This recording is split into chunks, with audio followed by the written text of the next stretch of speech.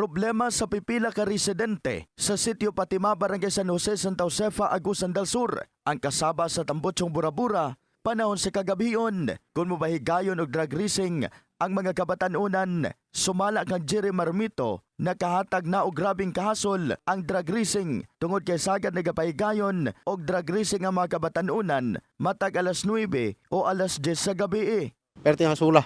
Ngano man? Kay perting sa banaan nila nya kanang kuan nga sinihagit ang mga motor mga kuan makuratan ka kung makatulog na ka mga tuong gabi. Nya mahadlok ka daw may mahulog ba sa diri sa rikrap. Gihangyo niya ang mga kabatanunan, apil na ang mga ginikanan. Kung ako lang unta pa kuan nun sila ning mangyo nun ta sa mga ginikanan ba kanang mga anak nila tambagan pud nila nga dinhi na mag drug race pud kay diri sa mga lapit nga lugar o bisan asa. Kay makadisturbo. Gipadayag usab ni Barangay Kagawad Milner Lapides nga wala sila nagpasagad sa gikabutyag nga problema kung asa kanunay silang nagapahigayon og pagpatrolya aron masita og madakpan ang mga kabatanunan nga nagapahigayon sa drug racing.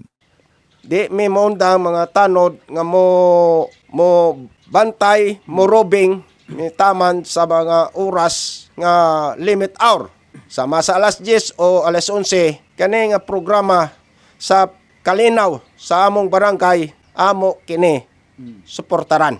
Gipaniguro karon sa lokal nga barangay sa San Jose, Santa Josefa, Agusan del Sur ang pagpahigayon o pagpatrolya sa kadalanan aron nga masiguro nga masita ang mga batanon nga nagapahigayon og drug racing.